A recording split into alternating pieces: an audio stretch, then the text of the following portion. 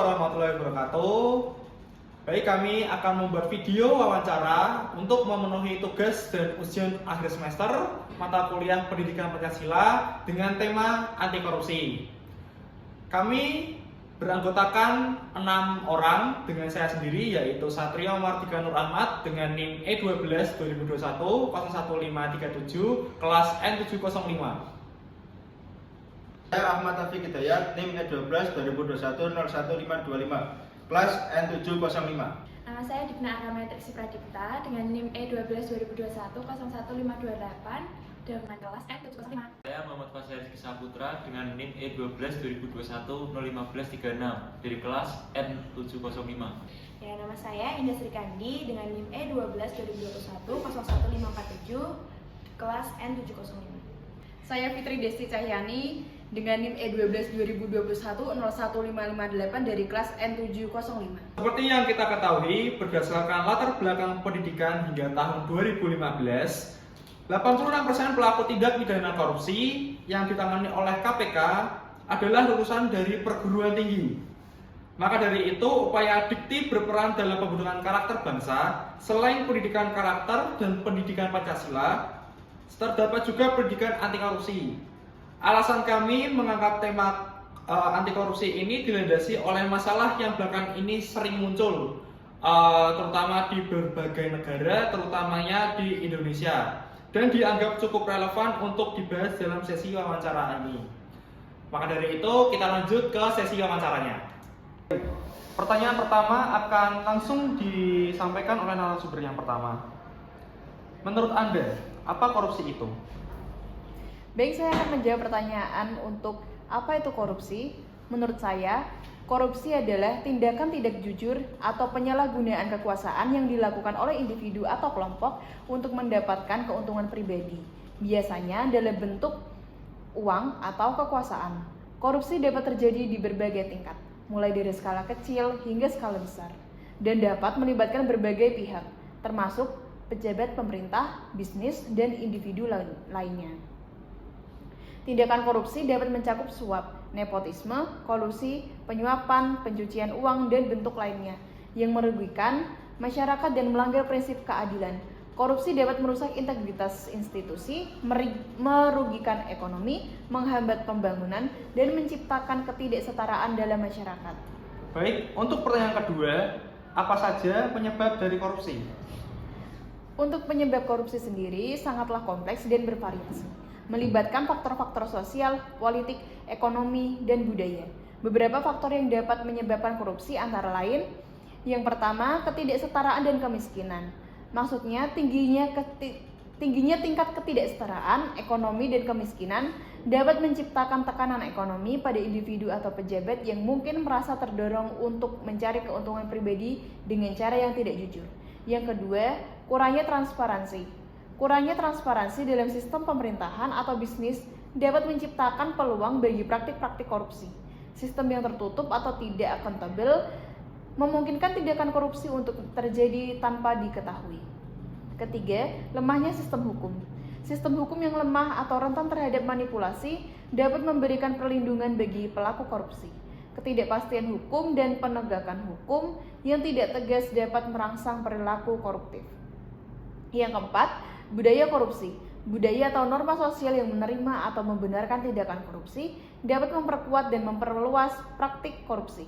Jika masyarakat atau organisasi menganggap korupsi sebagai hal yang biasa atau dapat diterima, hal ini dapat menjadi hambatan untuk mengatasi masalah tersebut.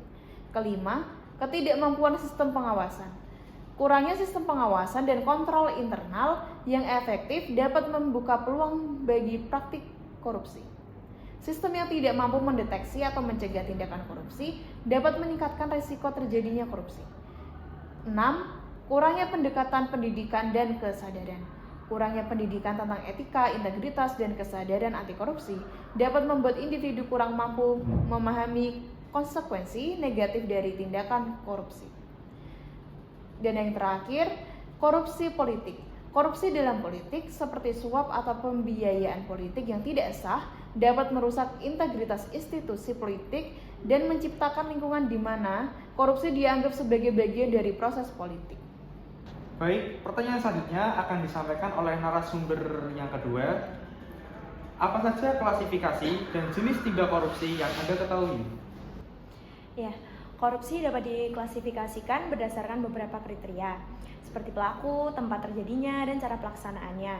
Berikut adalah klasifikasi korupsi berdasarkan beberapa aspek yang saya ketahui.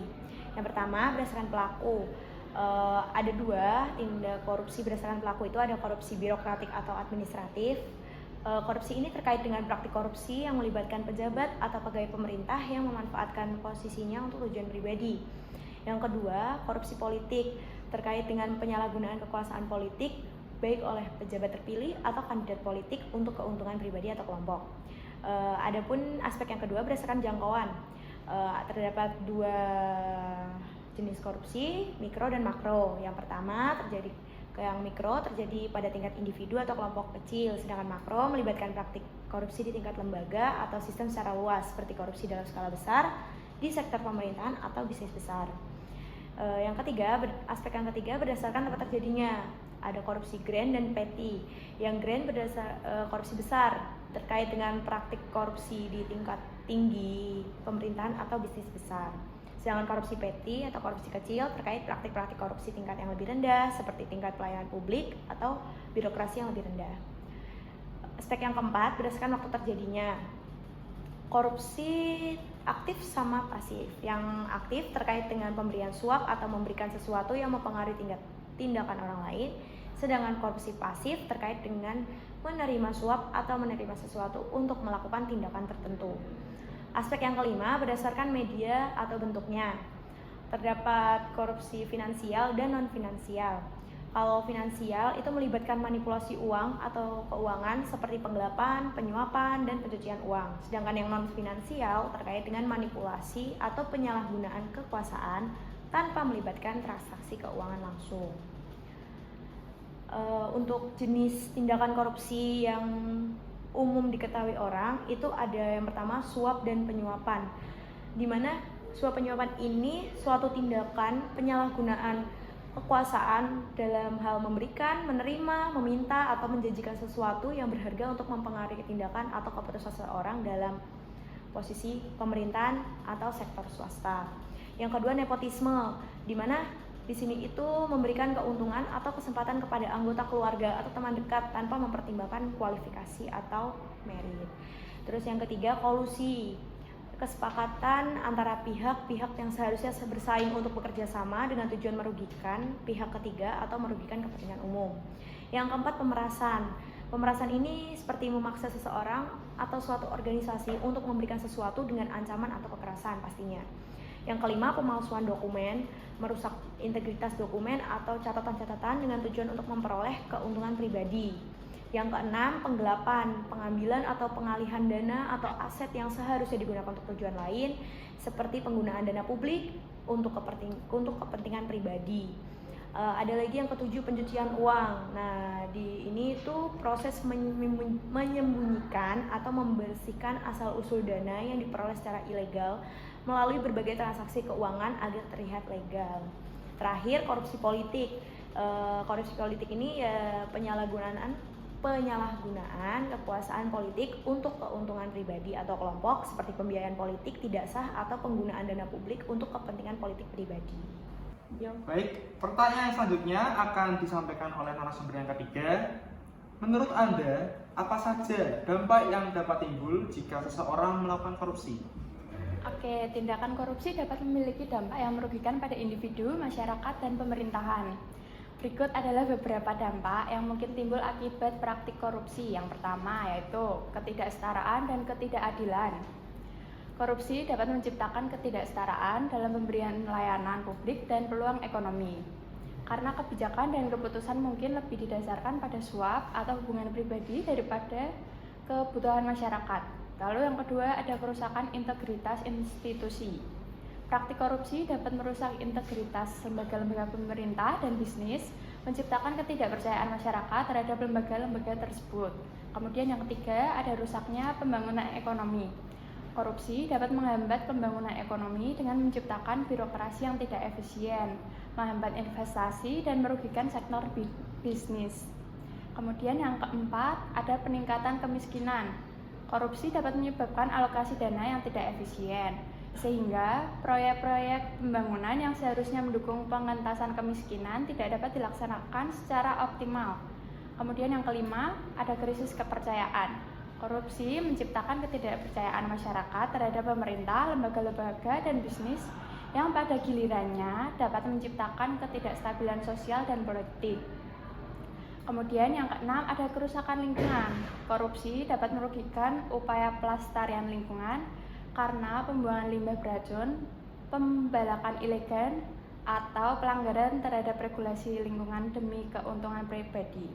Kemudian yang terakhir, ada pelanggaran hak asasi manusia. Dalam beberapa kasus, korupsi dapat menyebabkan pelanggaran hak asasi manusia, terutama jika dana publik yang seharusnya digunakan untuk memenuhi hak dasar masyarakat disalahgunakan. Baik, pertanyaan berikutnya akan dilanjutkan oleh narasumber selanjutnya, yaitu menurut Anda, apa pentingnya pendidikan anti korupsi bagi mahasiswa seperti kita? Baik, saya akan menjawab pertanyaan tersebut. Yang pertama adalah membangun kesadaran dan etika. Pendidikan anti korupsi membantu mahasiswa untuk memahami dampak negatif korupsi terhadap masyarakat dan bangsa, membentuk kesadaran tentang nilai-nilai dan integritas yang sangat penting dalam pembentukan karakter pribadi. Yang kedua adalah mengembangkan sikap kritis. Mahasiswa yang mendapatkan pendidikan anti korupsi cenderung menjadi individu yang lebih kritis terhadap perilaku koruptif. Belajar untuk menganalisis situasi yang dengan cermat dan mengidentifikasi tindakan yang tidak etis. Yang ketiga adalah membentuk pemimpin yang berkualitas. Pendidikan anti korupsi membantu membentuk pemimpin masa depan yang dapat diandalkan. Mahasiswa yang terbiasa dengan nilai-nilai anti korupsi cenderung memimpin dengan integritas dan bertanggung jawab. Yang keempat adalah memberdayakan mahasiswa, memiliki pengetahuan yang pencegahan korupsi menjadi agen perubahan yang efektif. Mereka berkontribusi untuk menciptakan lingkungan kampus dan masyarakat yang bebas korupsi. Yang kelima adalah pembangunan berkelanjutan. Korupsi dapat menjadi penghambat pembangunan berkelanjutan. Yang diperdayakan dengan pemahaman tentang anti korupsi dapat berperan dalam menciptakan masyarakat yang lebih adil dan berkelanjutan. Yang keenam adalah menyiapkan untuk dunia kerja. Etika dan integritas merupakan aspek penting dalam dunia kerja. Yang memiliki pemahaman tentang anti korupsi lebih mungkin dihargai oleh perusahaan dan organisasi yang menekan pada nilai-nilai tersebut. Yang ketujuh adalah meningkatkan kualitas kehidupan bersama. Dengan mengurangi tingkat korupsi, masyarakat dapat menikmati kualitas hidup yang lebih baik. Pendidikan anti korupsi membantu mahasiswa memahami peran mereka dalam menciptakan lingkungan yang bersih dari korupsi. Yang kedelapan adalah membangun kemandirian. Mahasiswa memiliki pengetahuan tentang anti korupsi lebih cenderung menjadi individu yang mandiri dan tidak terpengaruh oleh tekanan untuk terlibat dalam tindakan koruptif. Baik, pertanyaan berikutnya akan disampaikan oleh narasumber selanjutnya. Bagaimana peran mahasiswa dalam pemberantasan korupsi? Jadi mahasiswa memiliki peran. Salah satunya adalah menjaga diri dan komunitas mahasiswa bersih dari korupsi dan perilaku koruptif. Lalu yang kedua, membangun dan memelihara gerakan moral anti korupsi. Peran mahasiswa dalam upaya pemberantasan korupsi akan maksimal jika mahasiswa melakukan beberapa hal. Yang pertama adalah memahami pengetahuan tentang korupsi dan upaya pemberantasannya. Lalu yang kedua, menerapkan nilai-nilai anti korupsi dalam dirinya. Sangat penting karena mahasiswa sebagai salah satu elemen masyarakat yang merupakan agen perubahan dan penggerak untuk anti korupsi di masyarakat. Untuk dapat berperan aktif, mahasiswa perlu dibekali dengan pengetahuan yang cukup tentang seluk-beluk korupsi dan pemberantasannya. Pendidikan anti korupsi ditujukan agar mahasiswa dapat mengetahui dengan jelas permasalahan korupsi yang sedang terjadi dan usaha untuk mencegahnya. Adapun peran Pancasila dalam pendidikan anti korupsi yaitu yang pertama, sesuai sila pertama, ketuhanan yang Maha Esa, mendorong kesadaran akan tanggung jawab moral dan etika dalam setiap tindakan, termasuk dalam kehidupan sehari-hari dan di lingkungan pendidikan. Yang kedua, kemanusiaan yang adil dan beradab, mengajarkan nilai-nilai kemanusiaan yang mencakup integritas, kejujuran, dan empati yang merupakan dasar dari pencegahan korupsi. Yang ketiga, persatuan Indonesia menumbuhkan rasa tanggung jawab bersama untuk menciptakan masyarakat yang bersih dari korupsi. Yang keempat, kerakyatan yang dipimpin oleh hikmat kebijaksanaan dalam permusyawaratan atau perwakilan, menyuarakan pentingnya kebijaksanaan dan musyawarah dalam mengelola sumber daya dan mencegah praktik korupsi. Yang kelima, keadilan sosial bagi seluruh rakyat Indonesia, menunjukkan pentingnya distribusi yang adil dan pemerataan keuntungan bagi seluruh rakyat. Baik, setelah mendengar ulasan tentang materi korupsi yang baru saja dibahas, dapat disimpulkan bahwa sebagai upaya pencegahan korupsi, integritas memegang peran yang cukup penting, baik untuk generasi muda yang nantinya akan menjadi pemimpin maupun pemimpin yang sedang menjabat saat ini. Sekian dari kelompok kami, bila ada salah kata, kami mohon maaf. Wassalamualaikum warahmatullahi wabarakatuh.